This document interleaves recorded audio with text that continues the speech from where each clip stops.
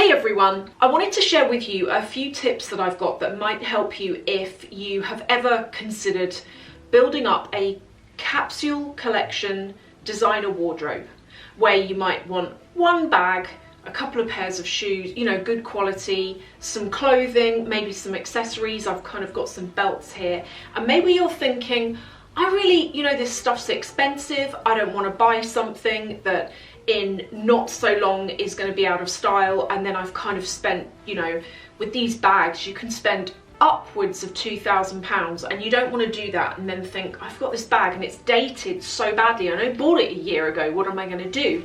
My recommendation when it comes to clothes, do you need to buy designer? No one needs to do anything, but you know what I mean. If we're talking about a capsule collection, what do I think? I'm going to show you a selection of things here. When it comes to designer ready to wear, it's grossly overpriced. Yes, it does fit well, and yes, the quality is good, and provided you get a style that's classic enough and won't date, it's going to last you because, you know, the fabric's better, etc. I don't think you always need to go and buy that high-priced item. A good example is this. This is a Chanel jacket that I showed you a couple of videos ago. This I actually bought on Vestiaire Collective. The seller sold it with the coat hanger, with the dust bag, with everything. This was £600, and if I were to buy this in a boutique, they range from between £4,000 and £6,000. And honestly, if you're going to spend that much money, I think skip the jacket, go for a bag, unless money is no object. When it comes to overcoats, I have two examples. The first one is Stella McCartney. This is actually about 3 years old now. It's in great condition. I dig it out every single autumn and winter. And then I wanted to show you this example as well, because this is from Reiss. This I bought in 2016. This is wool, it's been dry cleaned so many times, but actually if you were to compare the quality of this versus the quality of the Stella McCartney, they're both very similar, if not the same. And you can take a coat like this, which isn't designer, put it with a designer bag, with your belt, with a designer pair of shoes, and you can make this outfit look more expensive than it is. And I think that's the key thing. When it comes to buying clothes, you don't have to buy designer. Buy things that are in a style that are going to last. Buy things that are in a colour palette where they all match up together. And make sure you kind of look at the quality of the fabric. That's the difference really between, I think, expensive clothes and cheaper ones. It's the quality of the fabric, and it's what it looks like after you start washing it and wearing it. And then one more example is to look at good quality dupes. So you know I talk about this a lot. This is a Balmain blazer. Bought this in 2016, I think, as well. Never buy one of these full price because you don't need to. You can always get somewhere. You might have to wait a couple of months, but you can always get a 10% off. But the blazer I'm wearing now is a dupe. This is not Balmain, but it still has that look. And a lot of the dupe Balmain blazers, when you get them, I had one years ago, they look cheap, but this one's quite well made. Now if I just kind of put it with this bag, or even show you the way it fits kind of around here. This is actually a silk mix, I think. So the first thing I would say when you're going to buy a designer bag is avoid trends. I'm going to give you an example here. This is very much a trend bag. This is not. Let me show you another example. This is a trend bag, but this is not. And then I've got one other example I'm going to give you where there's two bags that I feel are evergreen. They're classic in their own right, but kind of yes and no. Hang on. I wanted to show you these two though, because these are really good examples of bags that are way less expensive than those. I mean, that Chanel Trendy, I think that's nearly £4,000. That's a lot of money, but gonna come onto it because I think that's a bag that you're gonna be safe with, actually. And if you like Chanel and you don't like the classic flap because it's a bit too not your style, then that's a good one. But these are two other really good bags. If you don't want to spend that much, but you want something quality, you like your logos. So that's bags. Pick your favourite brand and pick a style that is long-term and that has been out for a long amount of time.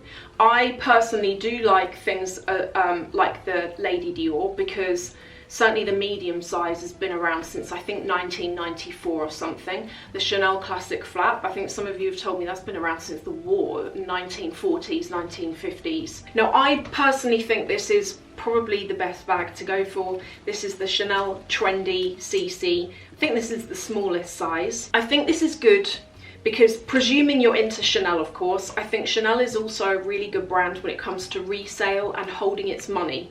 I think the only two brands that I feel are really very good at holding money are Hermes and Chanel. When it comes to trying to buy secondhand, they're both really good. So let's say you bought this bag and in the future, I actually know someone who had a really big bag collection and she sold all of them and it was the deposit on her house. So if you buy well, you can get more for your bags than you even paid if you leave it long enough. Some of you might be thinking about a belt. Most of us, I assume, are here because you're into your brands, you're into luxury, you're into buying. You know, I know not a lot of people like a big logo, but a lot of people do as well. If you want to be able to buy, let's say you're not quite ready for one of the bags yet, but you want something, a belt is a really good thing to go for. In fact, I would say get a belt over getting the double C earrings.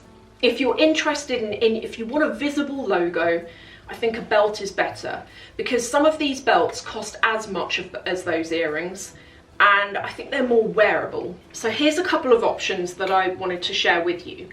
If you're going to buy a belt, choose your favourite brand and go for that. So I might show you things here and you don't like any of them, but the concept behind it. Pick a colour scheme for your wardrobe. When I buy belts, I buy them so that, generally speaking, the colour scheme matches what I'm wearing. First example is this. This is from Gucci. I actually wouldn't suggest buying this because I think this logo version first came about in 2016 and it's still popular now.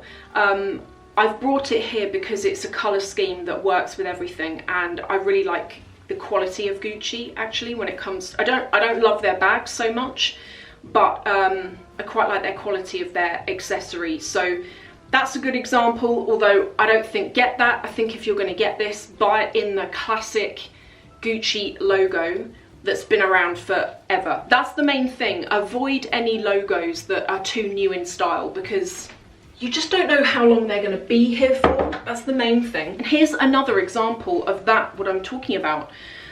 Out of Dior, I think this is the best version to go for. This is a belt that I got for Christmas and I love it, but I would say that if you want something long term, this is probably not a belt that I would recommend. That's why I'm saying this one, just because of what I was mentioning earlier about the logos. They keep changing. And then finally, shoes. What do I think about designer shoes? I actually think that buying a good pair of shoes that have to be designer, but full leather, really good quality, unless you're someone who doesn't want to wear leather, which I understand, but it's just my opinion. I think that buying yourself a good quality pair of shoes that isn't synthetic, that isn't plastic, is probably one of the best ways of making your outfit look smart.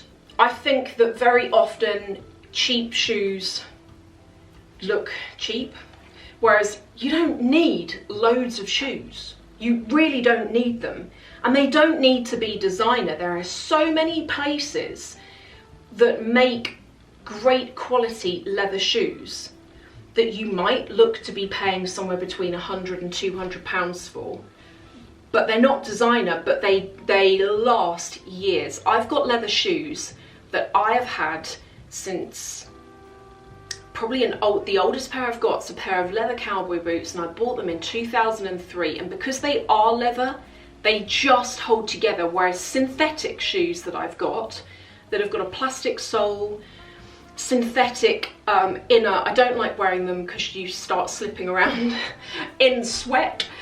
Sorry, has to be said. So if you're wanting designer shoes, I think, again, pick your favourite designer.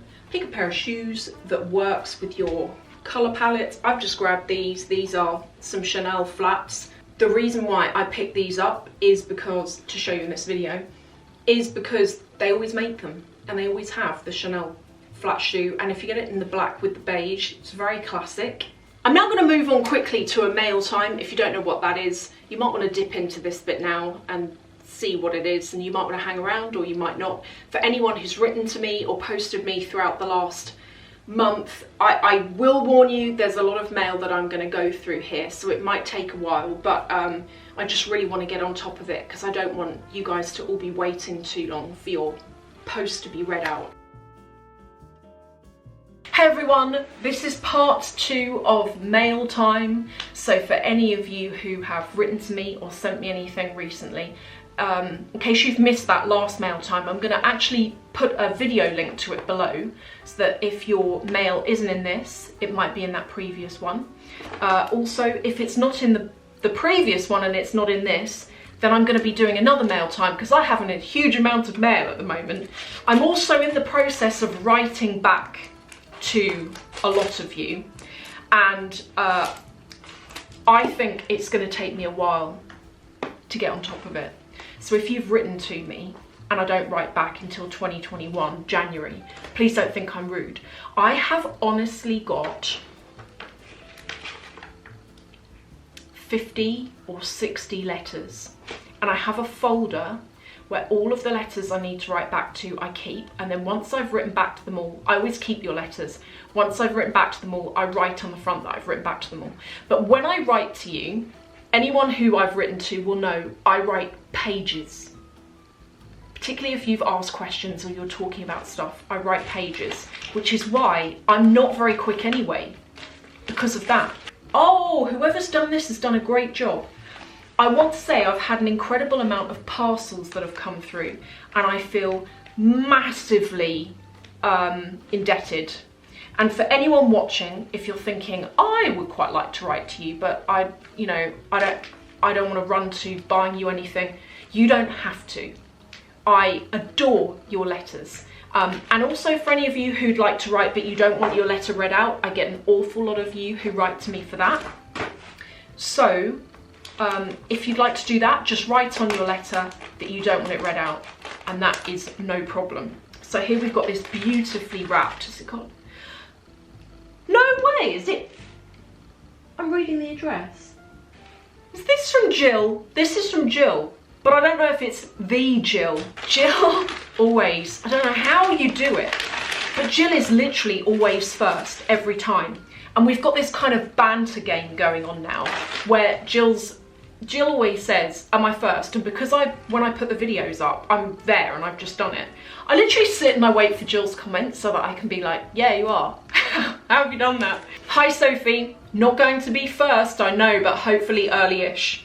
Just a little gift to show my appreciation for all your videos. I get such enjoyment and information from you, not to mention all the inspiration. My daughter Rebecca made the gift. She and her twins are super crafty people. I hope you like it. She made it from pebbles collected on Benone Beach in Northern Ireland while we were on holiday this year. So now you have a bit of us. Oh my God. Well, a bit of our homeland anyway. Gosh, Jill, thank you. I'm intrigued now to see what this is. For you to have sent something so personal as well is really, really touching. Oh, no way. This is a boxed frame.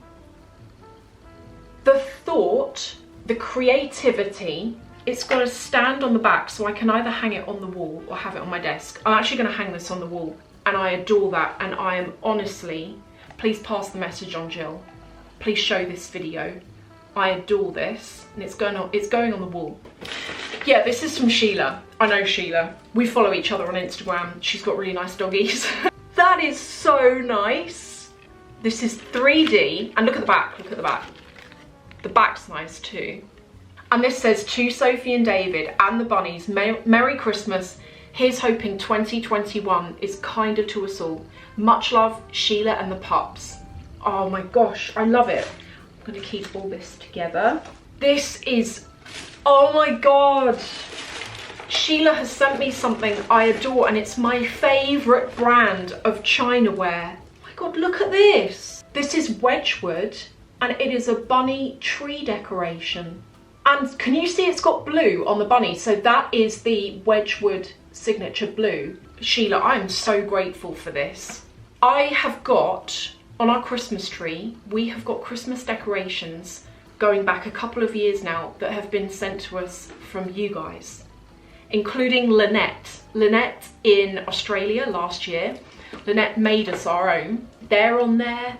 Oh my gosh, I've got so many of your decorations on the tree, and every year whenever we do the tree. So our tree, we don't have a colour theme like I do for that one, because that all came like that, but our actual tree is really traditional in that there's a real mishmash of decorations that don't match, but they're all decorations that I've got fond memories of, you know, from different family members that give them to us, or you guys, but also when David and I first met, our first Christmas together, we didn't have a tree.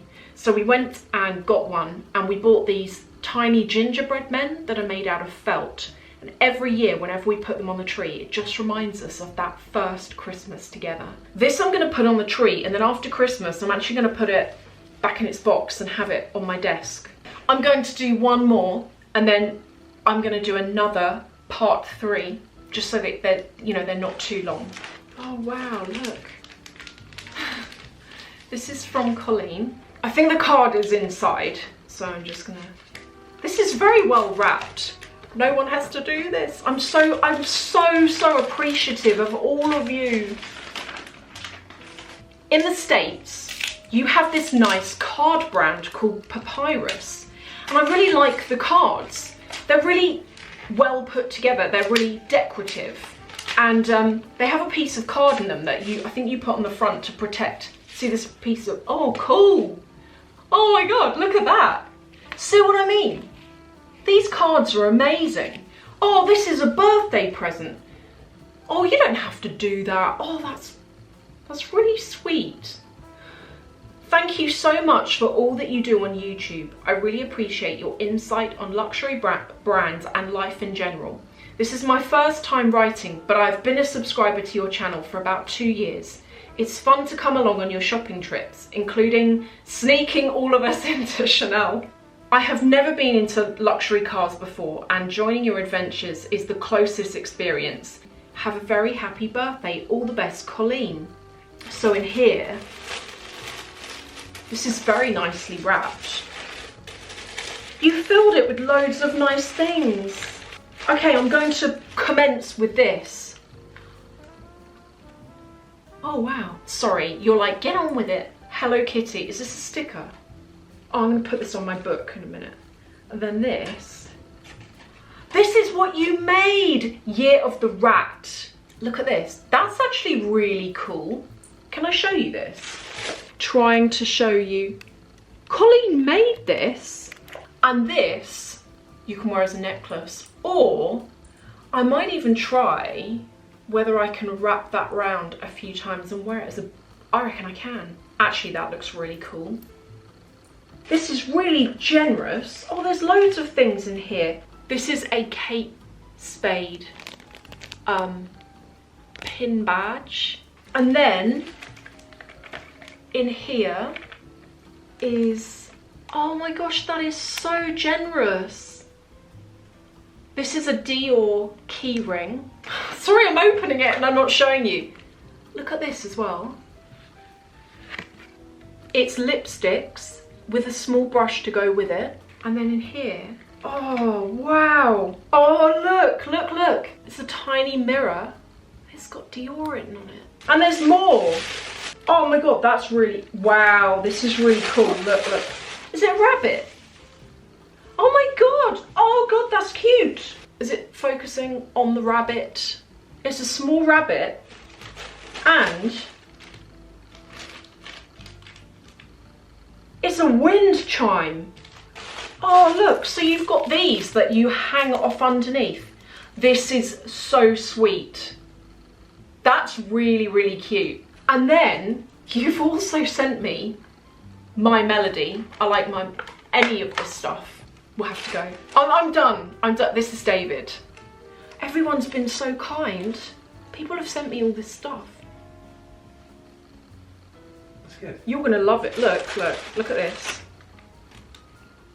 Rab. It's a rabbit. Come on. Okay. Let's go. You can finish. Say goodbye. We've got to go. Finish Bye. it later. I just want to thank you, all of you, for sending me everything. I really, really appreciate it. And come and check back in a few days' time, because I'm going to be doing a part 4 of this, because I've got so much mail from you all, and I don't want to make each mail time really long, reading out loads of your mail, because I feel like that's unfair on you. You know, you each want your own good airtime. So, better go. But I'll see you in the next video.